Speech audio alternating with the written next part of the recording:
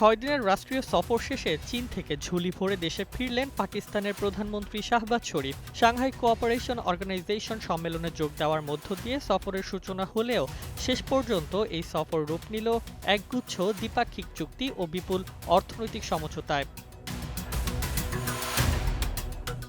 চীনের সঙ্গে পাকিস্তান স্বাক্ষর করেছে মোট ২১টি চুক্তি, যার মধ্যে রয়েছে বিজ্ঞান ও প্রযুক্তি, কৃষি, তথ্য প্রযুক্তি, বিনিয়োগ এবং প্রতিরক্ষা সহযোগিতা। সবচেয়ে আলোচিত চুক্তি হল প্রায় ৭৪,০০০ কোটি টাকার বাণিজ্যিক সমঝোতা, যা দুই দেশের অর্থনৈতিক সম্পর্কে নতুন মাত্রা যোগ করবে বলে মনে করছেন বিশ্লেষকরা। একই সঙ্গে আনুষ্ঠানিকভাবে শুরু হলো চীন পাকিস্তান অর্থনৈতিক করিডোরের দ্বিতীয় ধাপ।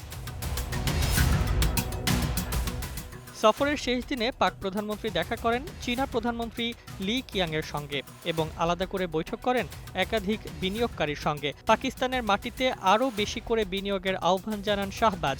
পাশাপাশি দুই দেশ নিরাপত্তা ও প্রতিরক্ষা সহযোগিতা আরও জোরদার করতে একমত হয়েছে। সন্ত্রাসবাদের বিরুদ্ধে একসঙ্গে লড়াইয়ের অঙ্গীকারও করেছে বেইজিং ও ইসলামাবাদ।